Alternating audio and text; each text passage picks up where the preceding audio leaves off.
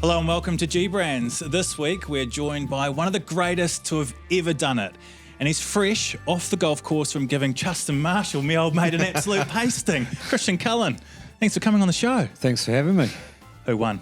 Hey, look, before we get into it, like, I want to make it clear, because he'll start gloating otherwise, that I've actually never beaten him on the golf course. So let's put that out there now so that we don't have to go through the painfulness of him basically saying that I've never beaten him. I'm going to throw it out there early doors. But equally, I feel that I've contributed over, 25 years, 30 years to your income.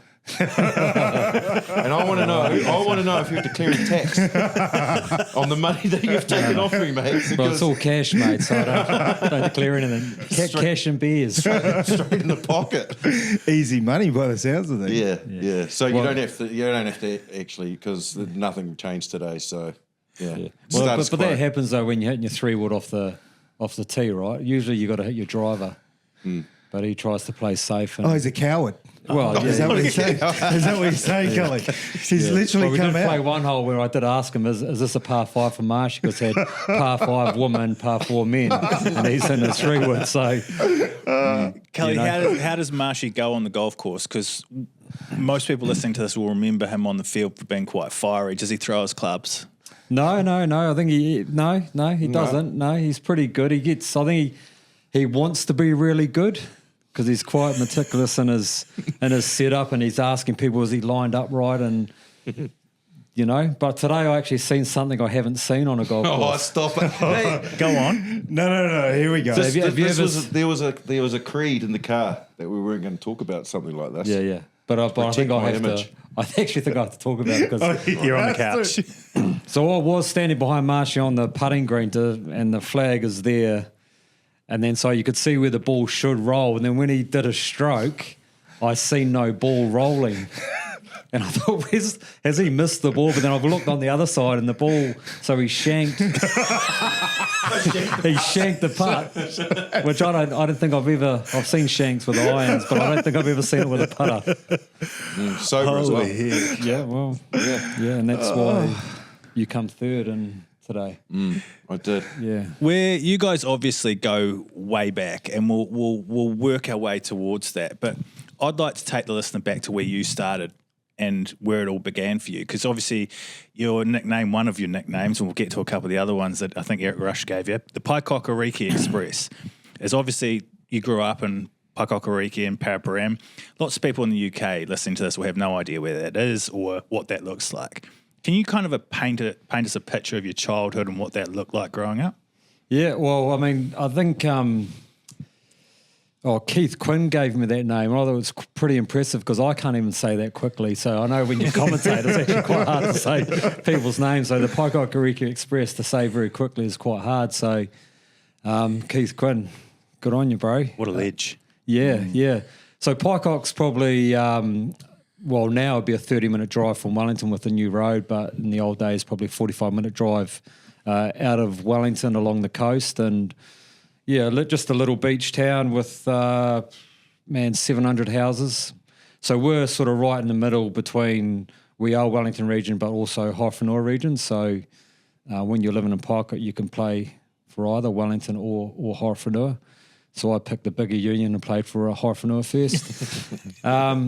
They grew up there and had a pretty good upbringing. And I got a brother and sister, and obviously played junior rugby through the Paekak days. And so it was pretty simple. Like back then, life probably wasn't as hard for kids as what it is now. We were told to when we went down to the park to come back before the street lights came on, and that was pretty much our go.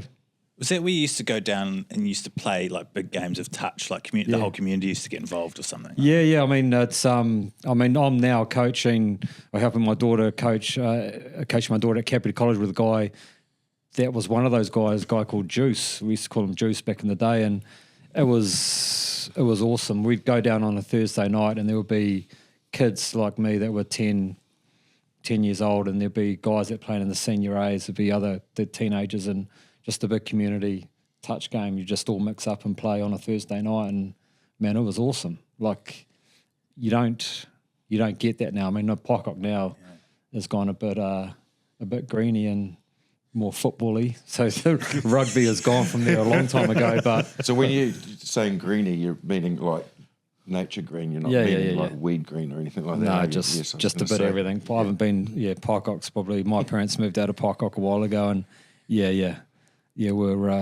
in Paraparaumu now, but. That was memories that that was awesome. That's when probably I learned a lot of the skill I had when I was playing, and even now when we had touch teams, we had guys from shit where we're young to older guys playing in competitive touch teams, but I don't see that anywhere now. Maybe in some of the communities like up in Gisborne or like that, but yeah, that was cool. Did you play? So do you think maybe playing against those older guys kind of was there a time when you realised I can actually mix it with these adults and I'm just a kid? Well, yeah, but I mean, you couldn't get away with anything, right? So if you did something or You get a slap across the head. absolutely, Yes. yeah, absolutely, and they were, and my parents, and that's what they expected. Like if you stepped out of line, then the locals would put you back into line. So, and that was with everything, like whether we were out surfing or doing life saving at the beach. And that's the crazy thing about life when we were kids is you'd roll down to the beach with your surfboard at 12 years old and just go surfing. And I don't know if I'd let my kids go to the beach at 12 years old by themselves. No, like, that's you know a what I good mean? point. Like, Yeah. but we would roll around, and that's what I mean. Like, be home before the street lights come on. So you played 93, 94 New Zealand schoolboys, and then I think 95 you even was shadow player for the World Cup squad. Like, so is that when you started to accelerate in your representative career, like 93, 94? Yeah, I mean, so when I left school, I played for Hofrenua. So the year before, Carlos was with Hofrenua, and they had an awesome year, and they won everything, and they got promoted from 3rd division to 2nd division. They had a shield match against Auckland. Graham Henry said Carlos come to Auckland. So Carlos went, and man, I was the new guy in Hofrenua the next year, and we lost every game in the 2nd division and got demoted back down to 3rd. Was that you played Jonah and Joelle? Yes, that was Jonah's first class game. So luckily for us, all the TV cameras in TV1 and TV3 were there. And we did all right. We got 12 points. The only problem was they got 108. That's a big day. Yeah, so I mean, it was just one of those days where, I'm a fullback, little skinny white kid, and Jonah and Joelle are on one wing. I think, probably Ala was playing and George Pepe, so they had a pretty powerful side. So, yeah, it was a tough, it was a good learning curve. But I mean, that year it was unreal. We played Transvaal, like Hofrenua. We played Fiji. Like, it was pretty cool. We played, counties, and then we lost.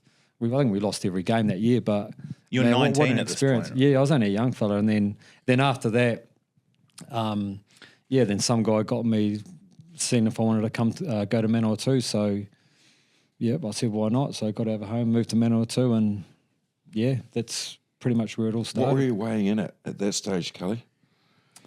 Oh, I was a bit of a hulk. Early 70s? No, I was a bit bigger than that, probably 82, 83. Oh, shit, you were. Were you? Yeah. I've done a few weights when I was young. Yeah. Well, we actually discussed that on a previous show about your weightlifting ability. Because this liar over here, No, mate, he yeah. reckons George Gregan was bench pressing 160 kgs. Mate, he was. That's a big weight. No, That mate, is he it. was, mate. He was squatting 180 to 200. I'm telling you, mate. It's gone up. Pound for pound, he was the strongest rugby player in Rugby Australia. Pound for And pound. so I threw into the mix you. Because you were, what was your biggest bench press? Oh, I don't know, 150-ish, 160. So double your body weight. That's impressive. yeah, well, but by that stage, I was probably 80. Yeah, I'll be 82. yes, that's a Started big weight. taking creatine in the powder form. Yes, sausagen. Sausagen. Yeah. With the water. Yeah, That was the big supplement back then, wasn't it? We Creatine. had bit of a bodybuilder guy doing our weight stuff, and we just chewed the creatine and smashed the weights. Honestly, you could see the look of disgust and filth on when you get guys like Case Muse would walk into the gym, and he's got his chest like sticking out like he always does. Oh my and he's God. ready to hit the bench press, and you got like Cully just banging out a few 140 reps before he's about to hit 160. And Mate, he was props are doing thinking, 200. Big "Bloody hell." Case. Big Case was doing 200. Big Ken. chest, short arms though. It wasn't going anywhere. He's only lifted his chest. go anywhere. Yeah, exactly. Yeah. It was the sevens where you burst on the scene. Game against Sri Lanka. I always say I'm pretty sure that they had the cricket team and the rugby team at the airport, and the cricket team ended up in Hong Kong and the rugby team ended up somewhere where they meant to play cricket. Hong Kong was, like, for me, it was pretty special. My parents went there, 4 or 5 years previously, and it was just the big, because back then it was massive. Yeah, they had, I think, maybe Fiji was one tournament, and then Hong Kong, and then Japan. So when I come through, we only had three tournaments for sevens, but Hong Kong was the tournament. So in 95, when I went there, I played the first game, scored the first try, and then watched every game because Adrian Cashmore was playing in my position, and he was the main guy. And that's when Jonah had his big tournament. Like he was unreal in 95 at the sevens, and like we won it, and I was sort of getting the medal at the end, and getting the photos with the team, and it was like it's cool, but it just didn't feel right, because I'd only played the one game. And You scored 7 tries against Sri Lanka. Yeah. Was that not at Hong Kong? That was the next one. That was 90. But 95 I was there, but I just felt like, it's cool, but I wasn't really, I want to be playing. You're the gear steward. Yeah. So bags. I went home and I was living in Manawatu by myself, and I got a personal trainer and just trained really hard, and then you need a bit of luck in rugby, right? And so in 96, Cashy was injured, so I jumped in there, and then luckily we played Sri Lanka, and little spin bowlers, and got 7 tries and had a pretty good tournament, and it was cool. Like, I think the cool thing now is like Hong Kong Stadium's closed now, right? So I think my record still stands, so it'll never be beaten. So I think 18 tries and 132 points in the tournament. So it'll never be beaten. So, records are always made to be broken, and which is, if you keep on playing, you'll break records, which is cool, but this one won't be. That's so good. That's so good. But that was the start of it for you, though, right? 96, 97, like 97, arguably one of your greatest years. Let's go into that with the Hurricane starting, Super Rugby starting. What was it? 85 games for the Hurricanes and 56.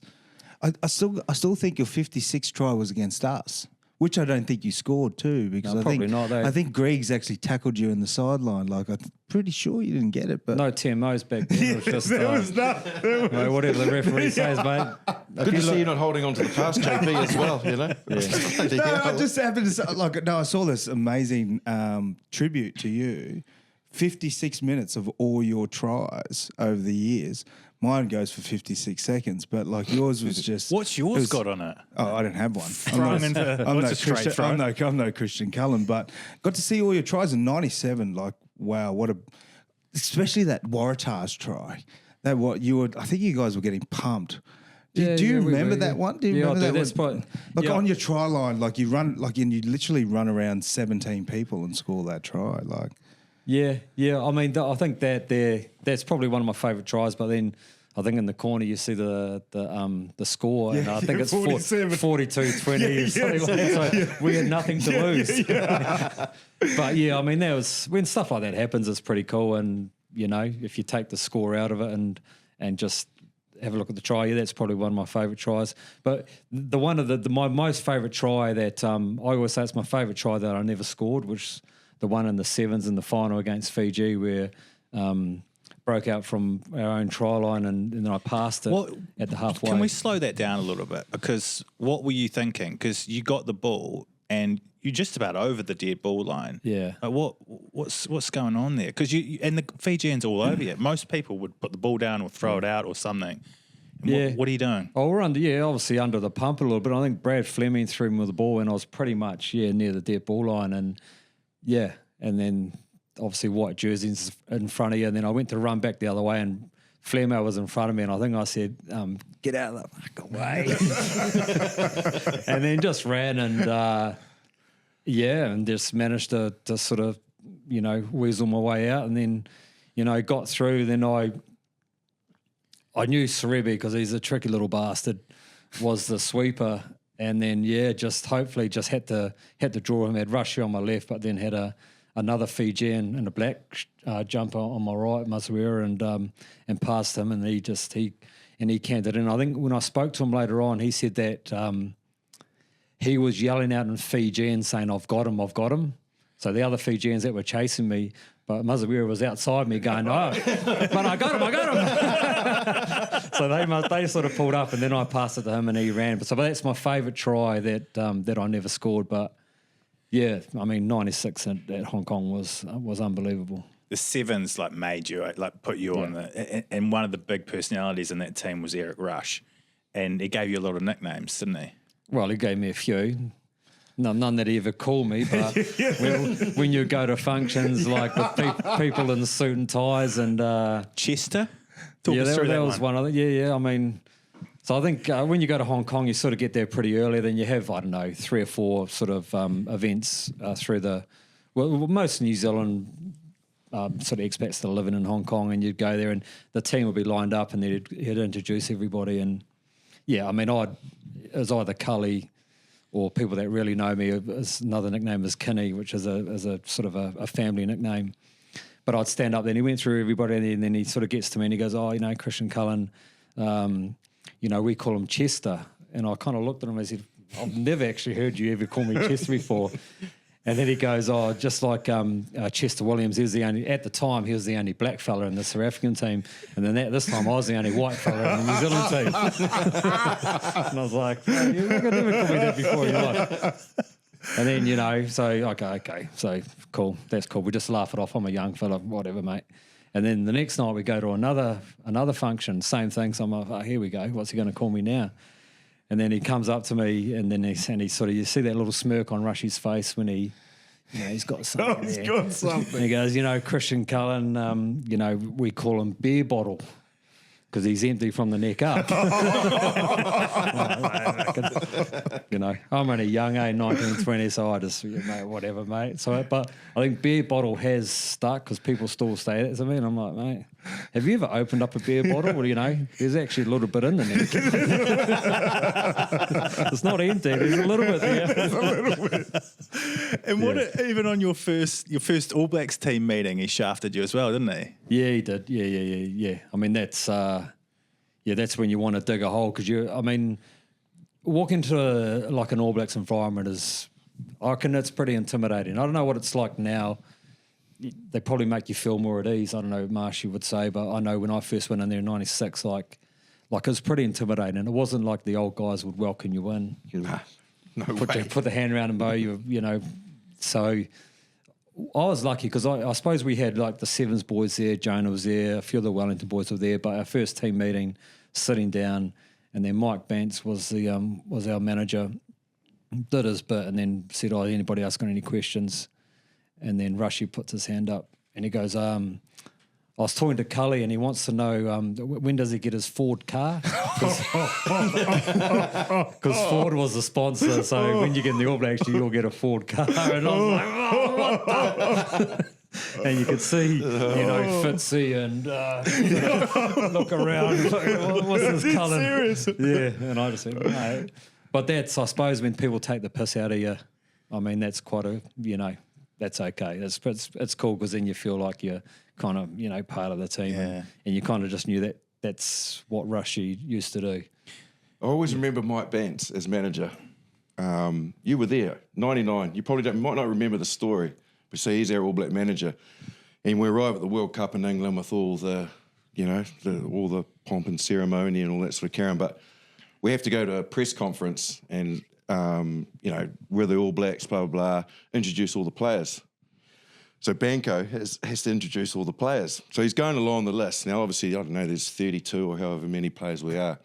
So he's making his way, through the team and introducing the players. So it's Tane Randall here and Jeff Wilson and Christian Cullen. He's going along the line. And for some reason, Banco has a blanco. He gets to Norm Maxwell to announce his name, and he looks at him and he goes, taxi. And Maxie, who is Maxie, and he doesn't even call him Maxie, looks at him, and the rest of us all drop it and start cracking up. He just completely had one of those situations where not only did he get his nickname wrong, but he couldn't even remember his full name under the pressure. Marshy, what was it like when he came on? Yeah, the no, scene, mate. Obviously he's a mate, but he knows, and he's probably heard that. I think he's probably the greatest player I've ever played with and seen. And like when this player of Cully's ability came along, and all of a sudden was doing things on the rugby field that you hadn't seen before. Like, it was really exciting where the game could go and where we could go. Yeah. I just remember that trial game, and like, I don't know. I think. Do you remember it very well? But I just remember you playing. Yeah, I remember I played bloody two well. We had two of them. I think there was one in couple Hawke's Bay and one in tries, Rotorua, and they sort of, it's that long ago, they sort of mixed into one. But I remember, they were probably the last two that we ever played. Those sort of games, and because you knew if you're on one team, you're this is the team. You don't want to be on that one, and it's you'd hope. And then I think usually we smashed the other team, which was quite nice. But it was a pretty intimidating, like you say, environment to walk into. Because, look, I only went in at the end of 95, but I was still pretty green in 96, very green.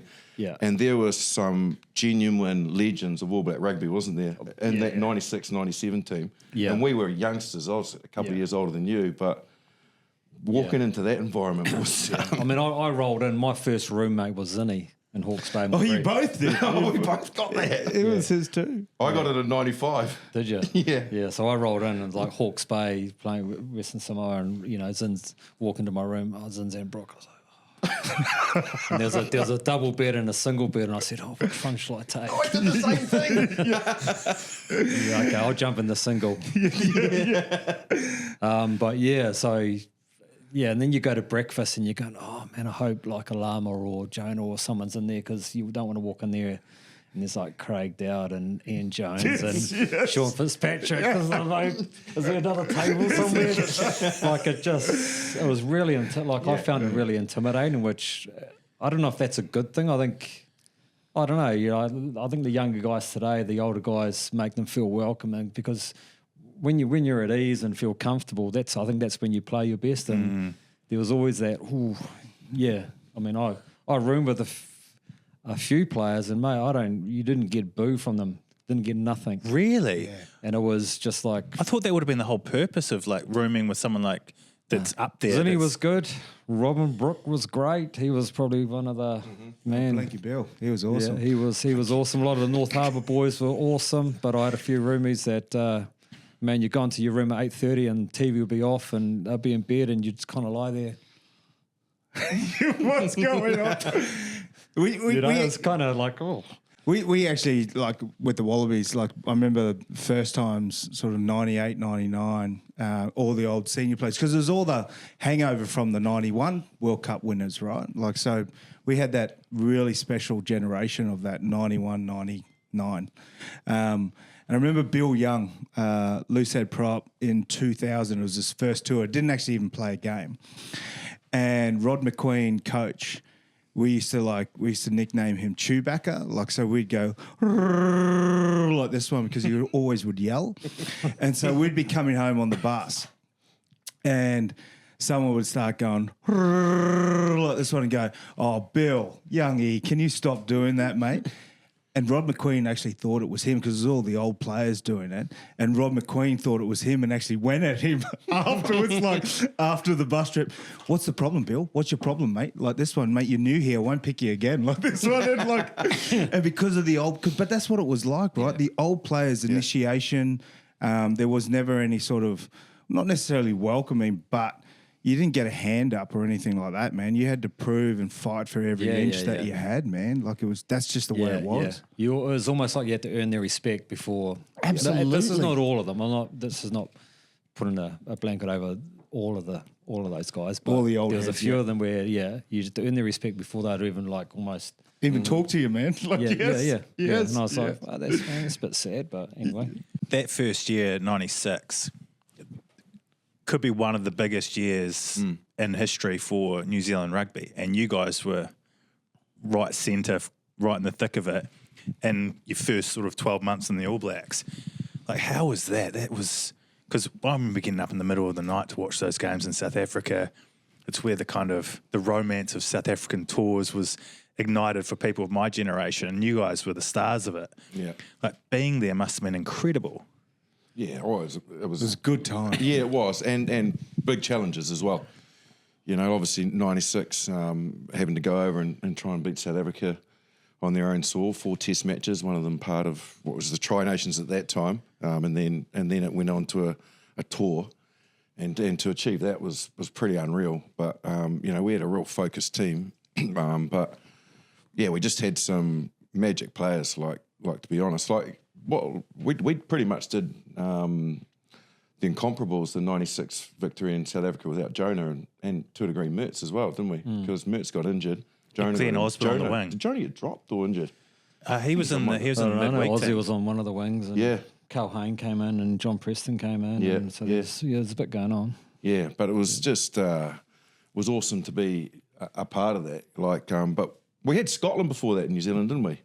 Samoa and 96, Scotland. Samoa, And Scotland. And there's one stage where, and this is again where I knew that we had a weapon, because we're playing at Carisbrook. I'm pretty sure it was the first test there, and they kicked the ball deep, and it was back. You were back by your goal line somewhere, or got the ball back by your goal line. And I was tracking back. I was rooted, so I was like, "Uh-oh, we're going to get pinned back here."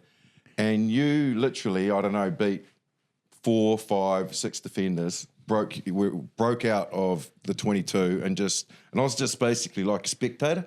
I was like chilling around about the 30-metre mark, and next minute you went flying past me, and I was like, "Go on, son, go on." It was just like I was thinking, man, we have got, when you think you've got, you know, Jeff Wilson, you know, Christian Cullen, Jonah Lomu, you know, and we've got this firepower.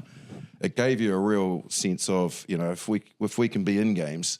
We've got this ability, to, like he did that day against Scotland, to open any team in the world up defensively. Because it was a hat trick in your first game and then 4 in your second, or the other way around?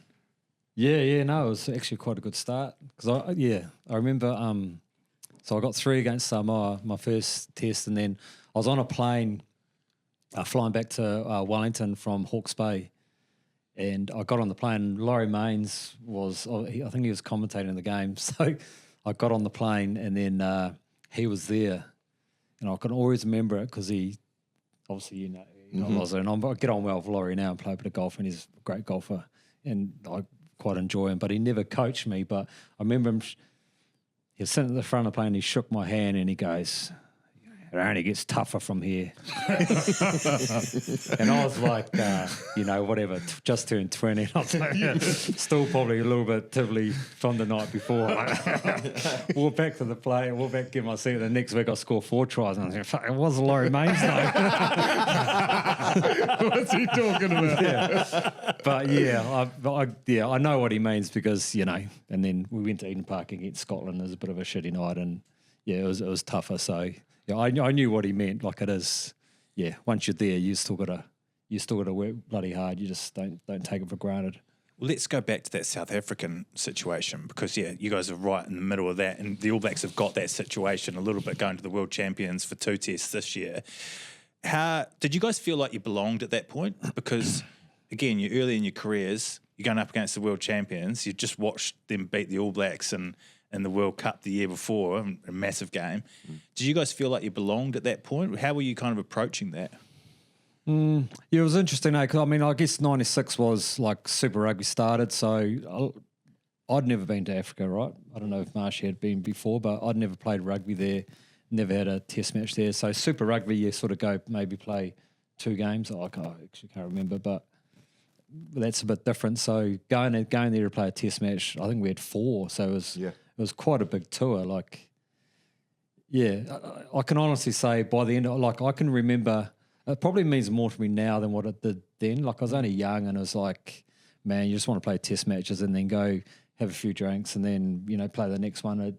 The sort of history and everything behind it didn't mean as much to me then. Like, if that makes sense. Like, I just remember at the end of it, I was really tired. Like, I remember sitting in the change room and I was, man, I just want to go to sleep. Like, I was just tired. Like, Which he could literally do if you click your fingers. Yeah. But I mean, I don't know. That could have been just because of the whole build-up and everything that had happened. And it was just like, oh, man, this is... Because there's a lot of people on tour. There's a lot of management. Like, we had 2 buses. Like, it was a massive tour. So that's, yeah. So to me now, I can look back and I go, yeah, that was pretty cool because that was hard. That was hard to win over there. Like, everything back in those days, like whether it was the referees or buses not turning up or gold watches being handed out or people called Susie doing stuff. I don't know. Mate. Like, it was really hard. Like, there's a lot of stuff that used to go on and you go, oh, that's a little bit sus. Oh, I love how you say referees. Mate, it took us 4 years for the Brumbies to win our first game in South Africa when we went to neutral refs. Like, we won our first game, man. And I got on quite well with some of those referees. Oh, mate, like, after Andre. you see them and they were great guys, but you go, man... That's a knock on, Andre. Play on. Play on. Yeah. Like classic lines. Yeah. But it was, I mean, I love touring over there because it was a whole new world, right? It's like you jumped in the TARDIS and went back like 20 years, man. It was literally in some places like Bloemfontein and like even Joburg. It was just, and the altitude, like this whole altitude thing, didn't understand it, like the food. But it was the people, man. The people were awesome, and the nightlife over there was a good time. Yeah. And I think for us too, probably I can probably speak for all. We're pretty naive. Like, so you get on a plane to go to Africa. So, man, how long is that? It's quite a long flight. So, man, I'm going to watch as many movies as you can. Do you know what I mean? Like, so there's no plan. So you watch 4 or 5 movies and you fall asleep and you wake up and then you watch the end of that one and then you get there and then it'll take you till Wednesday because you'd be waking up at 3 a.m, you would take a bluey and then you go to sleep and then, so it'll take you till Wednesday or Thursday before you're right and you're playing test match on Saturday. But, I was talking to Bodie and a few of the boys that travel there now and like there is a plan and there is, because I've been going there so often that, by the time you arrive in South Africa, you're pretty much almost ready to train the next day and ready to go. But we just didn't know any of that stuff. How much water you're meant to drink, what you're meant to eat, what you're meant to do on the plane. You sleep from this leg to that leg, then you stay awake from this leg. Only watch one movie, you can't watch 5. But the new releases, man, I want to watch all of them. And then when you fly back, you've watched all of them. You're like, oh, stink one. But we just knew none of that. So now that's why I think you probably see teams going to Africa now and they're doing better. They're winning more games. And just because they know things are easier, it's not as... Like, it was actually quite hard for us back then to travel because we just had no idea how to travel, I guess, because we were new to it. Can you guys take us inside the changing rooms at Ellis Park? Like what it was like before an All Blacks test? The crowds filled up the stands. Cully's asleep from his blueies taken. What's the... Well, let's categorise first for people out there. The blueies he's talking about are not the other blue pills. They're what they used to call sleeping pills, the little blueies, not the other ones, not the blue pills. Anyway, we won't digress into that because JP will be all night. But stop it. The one thing that I did know was because of the history and tradition of that stadium. I remember in '96. A lot of those senior players, and I was similar. Like I didn't recognise the history. I didn't probably know what we were about, had the ability to achieve, and then what we achieved until it resonated with me in the changing rooms afterwards in Pretoria. But I remember before the game and winning winning that test match, there was no substitute. I remember those senior players in the All Blacks, the guys like Fitzy, even Robin Brooke and Zinni, and even guys like Frank Bunce, that they simply said, we will not win this test series at Ellis Park next week. We win it here and now. I think, I think that's just why we exhausted ourselves and everybody were absolutely, because we just didn't feel, we felt that they would literally just grow at Ellis Park Test series history on the line, and that would be, a big leap for us to have to try and go win there. So it was like, win it here, win it now. And I think that's the Ellis Park factor. Like, it's ridiculous to a degree, and I mean this respectfully, because this is one of the world's greatest stadiums, and it's awesome to play there. Like, you'll appreciate this as a hooker. And I won't remember the name of them because it's quite a clever little South African name for them. But I remember us playing at Ellis Park in one of those early years, yeah?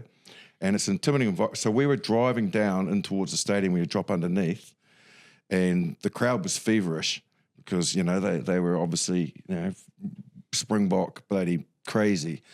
And we were driving in on the bus, and each side they were pushing the bus. So the bus was rocking from side to side, and they were going Boca, Boca, Boca, and just looking out the window, thinking this is going to be interesting. And to digress into my conversation, and then you're in that stadium, and it's an incredible stadium to play at. Yeah, it's amazing. But you're in their stadium, and I remember early in the game we got inside the 22, and Fitzy was throwing the ball in to the line out, and this guy, like, fair play to him, I'd love to know where he is. If he's still out there somewhere, please step forward. Just as Fitzy was about to throw the ball in, because I was standing at the front watching it all eventuate, because I used to follow the ball in the line out, because I just couldn't, I got the shits with all the line out calls.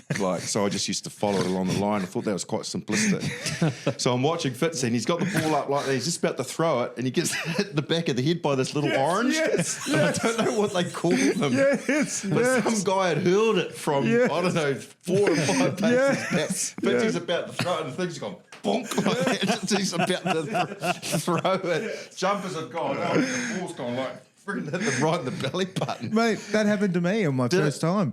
Ellis Park, man, never been there. 98 Tri-Nations final.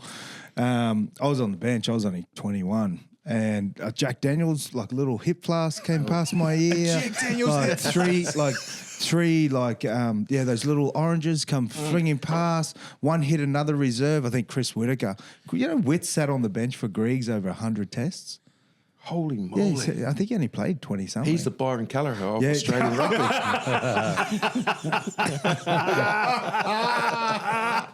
Yes, Marshy, that's very good. That's very so good. 97, man, that amazing try where Zinni pops you to the... Because that was their catalyst for the change of the Wallabies back in 97, after you guys dusted the Wallabies up in Wellington. You remember that try? Arguably, I think one of your best out of your 46 test tries. Yeah, was that when? Oh, yeah. The one was in Dunedin when Zinni caught the ball and he threw it along. Yes, sorry. And then yes, did a little thing and then beat Georgie. Yes, that one. Yes, that was that was probably one of my other favourite tries. Yeah. Which is, I mean, I think that just shows how good Zinni was and just his vision and like when you watch the try, you can see. I think it was Larkham got the ball and then he put a big bomb up. Yes. And then all you hear is this big booming voice like, my ball!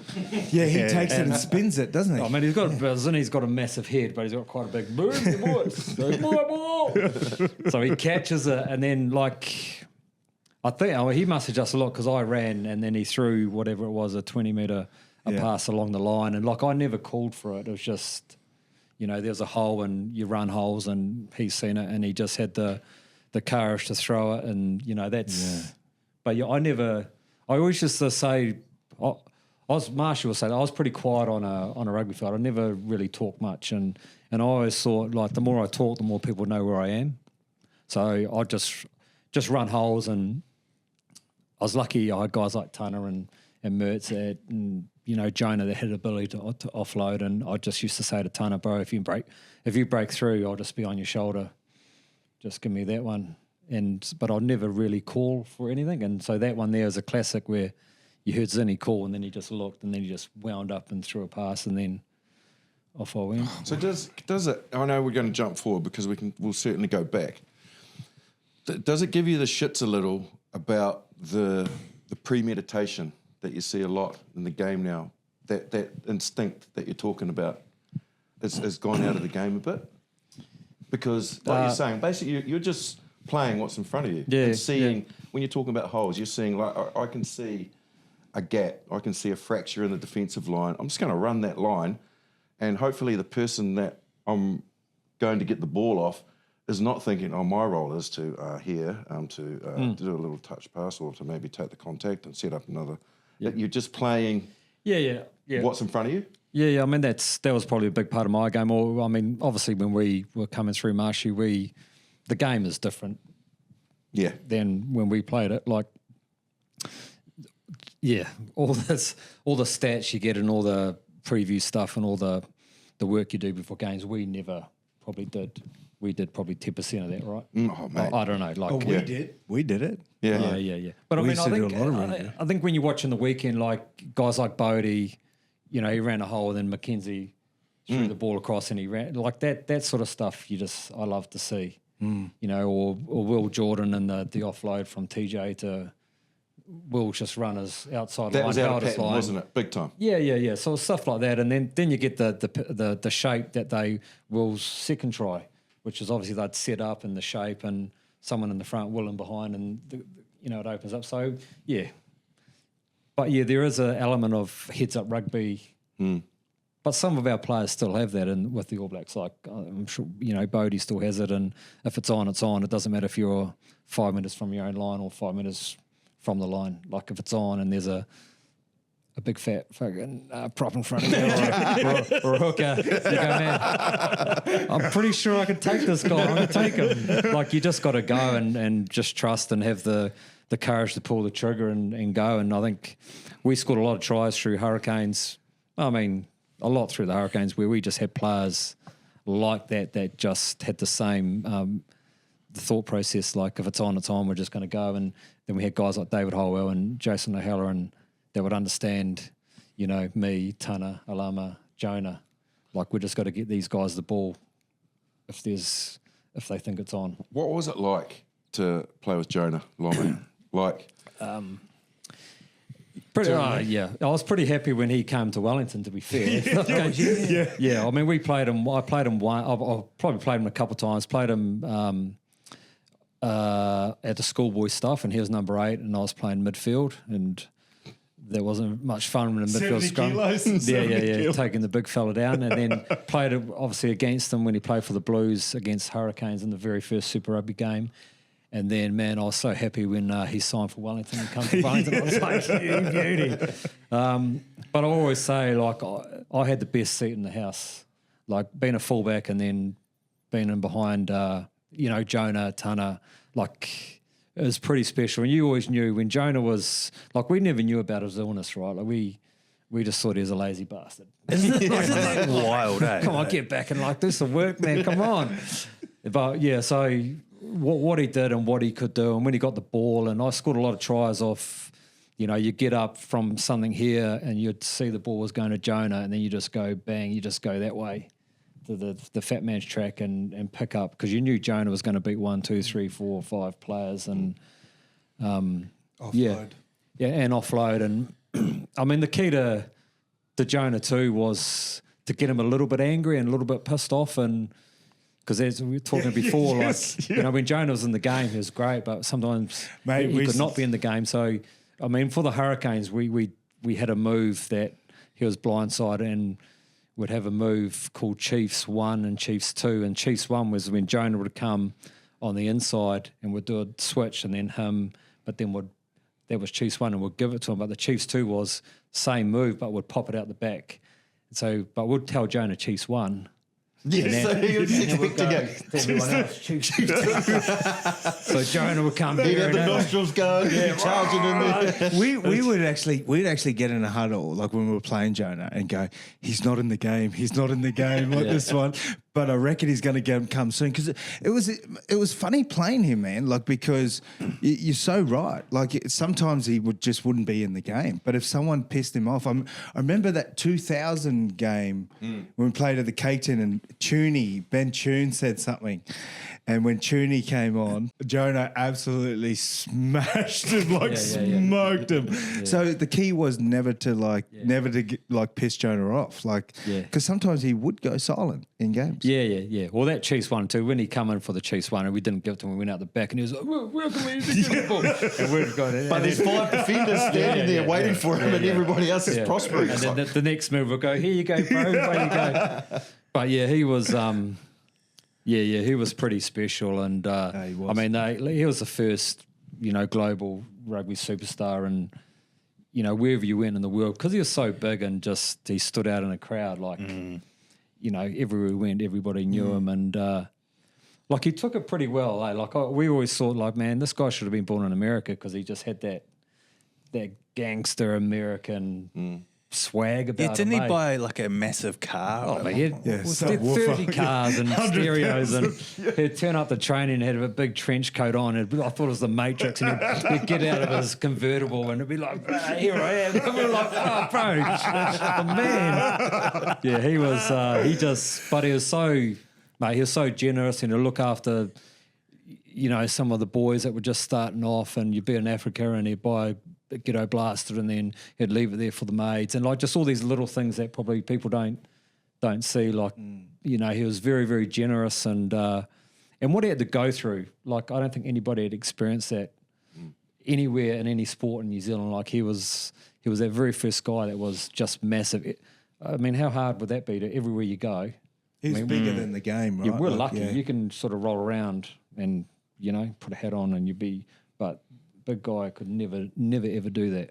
Was there a time that you couldn't, where you were getting mobbed at all, like in New Zealand especially? Like, I got mobbed every day, man. You still do. I'm the little small white guy, mate. Put my hat on like Eminem and just roll. It's quite funny, isn't it? Because I mentioned to a friend, I was having a beer with a mate the other day, and I was like, oh yeah, we've got Christian Cullen coming on. He's like, oh no way, we had a chicken called Christian Cullen. And it's like, that's true. You had so many friends that have like a pet called Christian Cullen, a horse called Christian Cullen, a car called Christian Cullen. Have you heard of some weird things that have been named after you? Not chickens, anyway.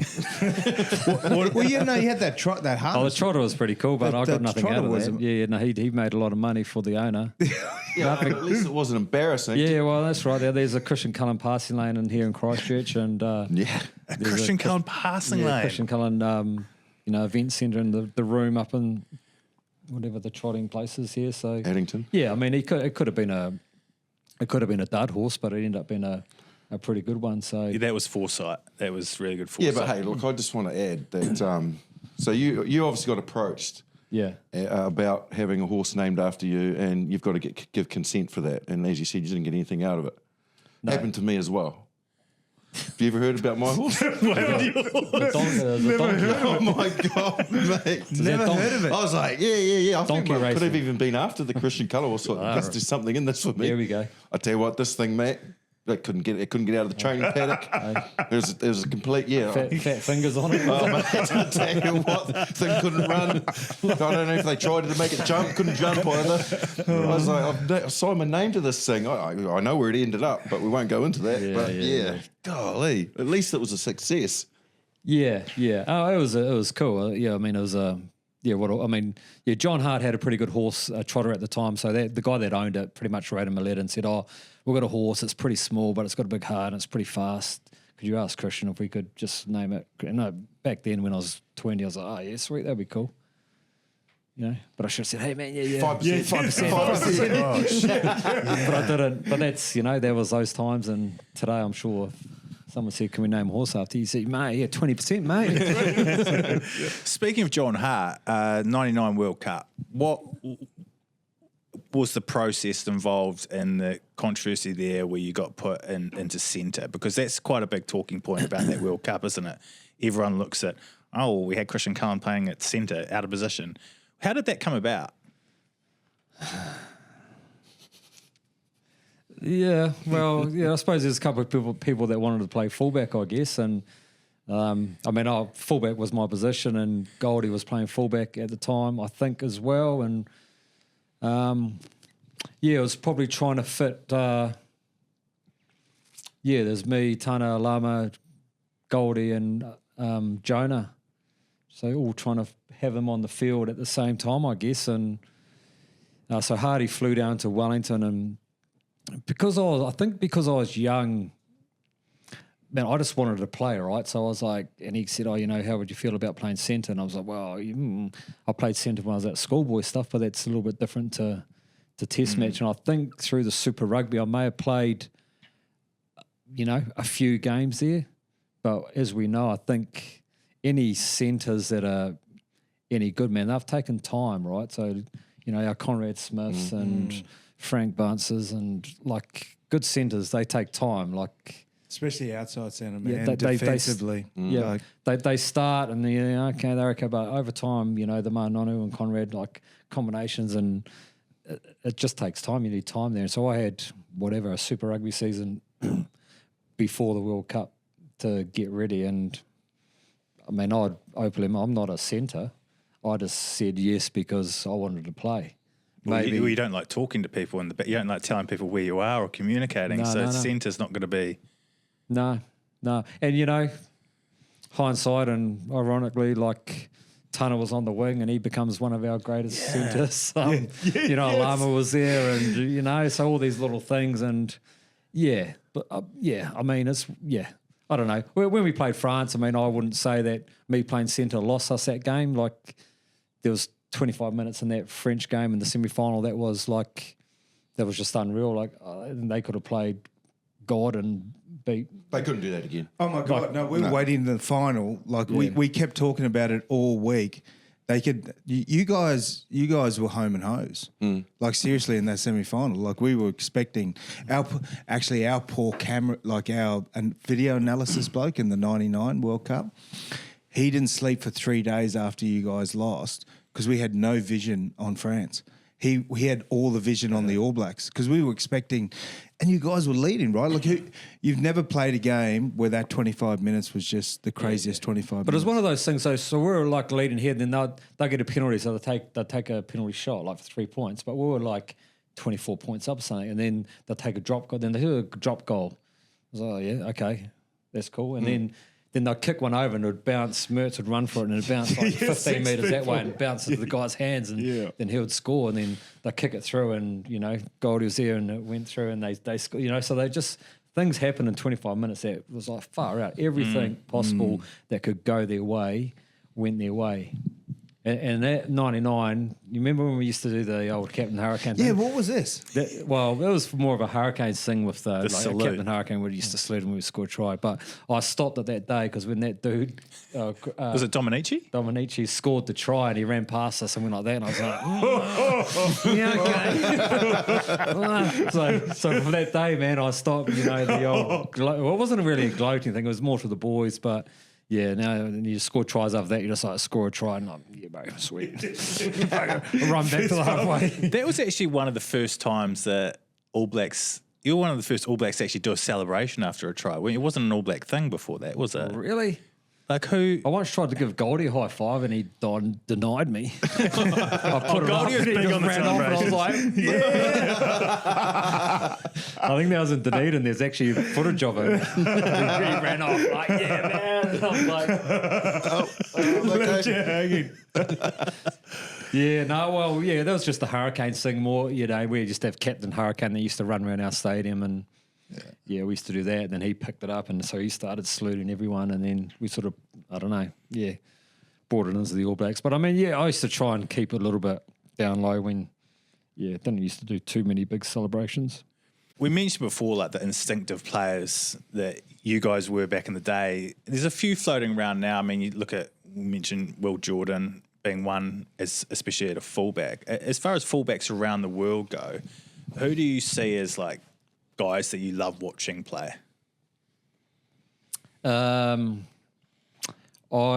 Just more for me the X Factor players. So I mean, New Zealand wise, Bodie's I think still got it. I love Will Jordan. Who are you starting there if you're picking a 15, 14? For the All Blacks? Why is this the most controversial thing in New Zealand? We all do the same thing. Okay. The big. Well, Bodie's got to be there. Well, we right? can't have Christian Cullen on the show and Bodie's not us. got to be We've there. all scored 2 tries on the weekend on the wing, so we'll leave him on the wing for now. Okay, cool. Yeah. That's all we need. Yeah. So if we're looking around the world then. You tell, Well, look, what about like honestly, I thought when England came here, I was a bit unsure about their attack because you're always the England's attack. You're always wondering where their X factor is going to come from, and Marcus Smith was very good. He was. And I was incredibly, I don't know, intrigued as to maybe the fact that he was being held back a little bit, the fact that he'd got the reins and away he went. And then this George Fullback comes out of nowhere. And what did you make of him as a player? Yeah, well, I guess it's a combination of both, right? So you need a 10 that's willing to attack and a 15 that's probably on the same level, Wavelength, right? yeah. You can't have a non-attacking first five, and I don't think in an attacking fullback. Like I don't think it works. So when you got both of them going and going hard, and your forwards are going forwards and going forward and giving your front foot ball, then man, that's a tough. Yeah, that's tough to stop. So George Fullback, I mean, like, you know, with the ball, without the ball, just the courage and his ability and his speed and rugby brain. I mean, I think I was a little bit worried about England, right? They were unlucky not to knock the All Blacks over, right? Like that's probably the first time in a long time you've been sort of sitting on the edge of your seat for both of those test matches. And I know you obviously didn't play the second test match and they probably missed them a little bit, but both of those test matches, like far out, like this could go either way. And I worry that when we go to the UK at the end of the year, that is going to be a tough test match at Twickenham. So they're both of those players, they're quality backs.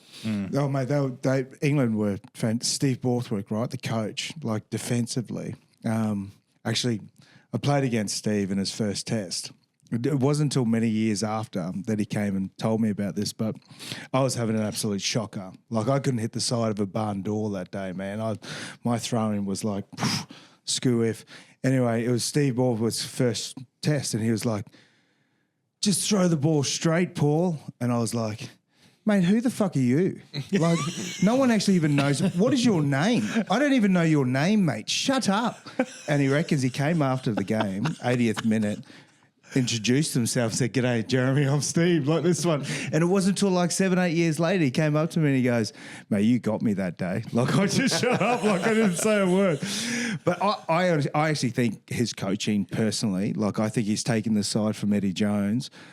Secondly, I love seeing a 15 that is dangerous. Like every time he touched that Fullback, man, he was unbelievable in that first test. Every time he touched that ball, you're right with Marcus Smith having an attacking 10. That's how Will Jordan makes me feel. Every time I see Will Jordan touch the ball, I think something's going to happen. Like Yeah. Like, of course, he's at wing now at the moment, but my goodness, if he had more opportunity at 15, like, No, but I mean, you know, that try, that second try that Will scored, I think he was involved down the right hand side, and then just the thing I liked is just the work rate and his ability to get up and get back into play and be somewhere where he's effective. Then you see he was in the shape and he was in the back door for the back pass. Yeah. Like, but he was on the right side before. Good blocker runner. Yeah, Rico, he was over there and then he's been tackled and there's something that's gone, but he's got back up and not staying on his wing. He's got back out and then he's got in a position to score a try. Yeah. You see, I think when Caleb Clark scored his try, you know, you got 11 and 14. He's right there. next to him. So that's what I like. You know, a winger, that's what I played wing for a few years. The good thing about wing is you can go anywhere. Like, that's the cool thing. You just roam, eh? Like, fullback, you kind of have to be there. You got to stick. Yeah, to a certain extent. But wing, I reckon, man, you got a license to roam. Like, and Will's just, he just works really hard and wants to be involved. And, you know, it doesn't look like he's running fast, eh? Like, he's got quite a deceptive running style, like really upright and you try to chase him, like, how come he's going so quick? But I mean, we talk about records and breaking records, and I've got no doubt that if he's around in 2 or 3 years' time, he will break every try scoring. 30 games, man. Break every try scoring record. Do you think it's a bit weird that in the modern game, like a lot of sides haven't revolved or got a regular fullback? Like, there's no secret that Australia have struggled. Like, Tom Wright's obviously wrestled that to a degree so far, but before this year, they've really struggled in that jersey. We are putting players that are not traditional fullbacks in that jersey. Good point. A lot. Again, England, before sort of George Furbank, really, they were a bit unsure. South Africa to a degree, Willie LaRue, but then sometimes he's on the wing. And why do you think is this whole, because you hear Razor talking about it, this whole thing where he wants players to be able to play multiple positions. And then we've got this dual playmaker shit that we've been through as well. Like you say, you were a fullback. Yeah. And it's a specialist position to me. I feel. Do you feel it's that way, or do you think the modern game has changed that dynamic? Modern game's changed it. I think it's a yes. It's a nah. Yeah, because wing, fullback, wing, like I think, like obviously you need the similar, the skills, the ball in the air and attacking ability and, defense on the defensive side and, counter-attack now, like there's usually someone else back like a 10. Do you know what I mean? So yeah. 13 works back as well. I'm just trying to think when we played, when they used to kick you the ball, like our defensive, like Mertz would usually be up, or not that he tackled, but he'll be up. Yeah, so I mean, I just think the structures are just a little bit differenter than what we played. So to have a specialist fullback, I mean, like a Will Jordan to me is the perfect guy because he can on the wing. He can play that. He can play his work rate. I'm not saying as a outside back three, where a guy like Sevi Reese is a winger. Caleb Clark is a winger. Mark Talia is a winger. But Did I you don't know ever, if I've answered that question. No, you but have. I'm No, just you're saying spot that on. I in a think peculiar it's... way, but you have. But did you ever play, even when you went to Munster, did you ever play against internationally Jason Robinson and Shane Williams? Yeah. Because I often get asked this question, and I always say Cully's the best player I've seen, and they say why, and my answer to that is because he had an ability to beat defenders without slowing down, and that's rare. Yeah, because you see, even Jonah, like guys, when they go to do the big sidestep, you lose momentum forward. It's natural science that when you put all your weight on one foot, you're going to slow down. Him, Jason Robinson, and Shane Williams are three of the players that just spring to mind to me in my time that I played that didn't slow down. And that's why they skinned defenders like they did. Did you play against those guys, and how did you find them as players? Well, I think they were probably had better feet than me, like if I was honest with you. Like I wasn't a big, like a Shane Williams and a Robinson, like they were... Fast feet. They were bang, bang, bang, bang. They were like bang, bang, bang, and then they're going like little where I was more of a so I had more of a change of pace, swerve. Like I'd come to you, and then you think you got me, then I'd just swerve. But I wasn't. I had a step, but I wasn't like them, if you know what I mean. And then people would think they'd have me, and then. I was quite strong on the hips, marshy. Still are, Kelly. I saw on the golf course today, mate. That followed through, Yeah.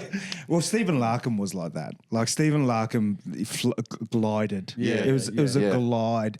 Like my top three, rugby league converts to rugby union is Lottie DeKiri, Jason Robinson, and Sonny Bill Williams, number one. Like only because Sonny Bill's was so good in rugby league. Like he dominated rugby league and then dominated rugby union. But Jason Robinson, I remember playing him once.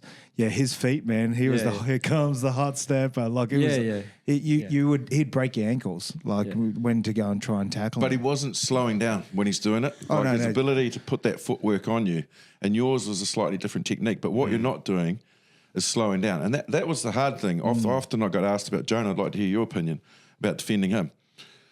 Was a glide, though. What you don't recognise is how fast he was actually moving. Like he was super explosive and quick. Like he especially over 20, 30 metres. After 30 metres, he was losing speed. So you see defenders go and he's given them the Basil brush. Yeah. But that's literally because he not only is he a big man at 120 kgs, but he's moving. So you, as a defender, like just to catch him, you've got to get in a really secure, good position. But he had a really big step. So when you go to tackle him, you might get one leg, but his other leg was already gone. Yeah, and that was big stride. Yeah, so he had quite a big stride. So if you didn't, like when we played him first against the Hurricanes, and Tana was marking him, and we said, how are we going to stop him? He said, well, we're just going to cheat. So we're just going to come up and try to get offside and just try to get in his face as quick as possible, because you didn't want him to have that 20 metre. Because once he got that, like, and I tell you now, I reckon you watched Jonah bump people off, and Julian Severe, as good as Julian was in his prime, and Julian's bumped people. If you watch Jonah in his prime, when he bumped people, man, they would go into that wall. Oh, yeah. Like, it was I was unreal. one of them, mate. I got But just the bumped. power he had. Did you get bumped? Oh, plenty of times, mate. Like you were a Judderbar here, is it Judderbar? But seriously, he would again if he was in the game, like he would literally like you get wrapped up in his feet, and hopefully you might trip him up. Lads, we could keep telling stories, but Cully's going to miss his flight, so we're going to have to wrap this up. Christian Cullen, thank you very much for coming on the show. No Great worries, man. lads. Thanks Cheers, for having me. mate. Cheers. And thank you very much for listening to GBRANZ. Make sure you check us out on YouTube. Just search GBRANZ, and check us out on social media as well. Instagram, Twitter, TikTok. Go and have a look.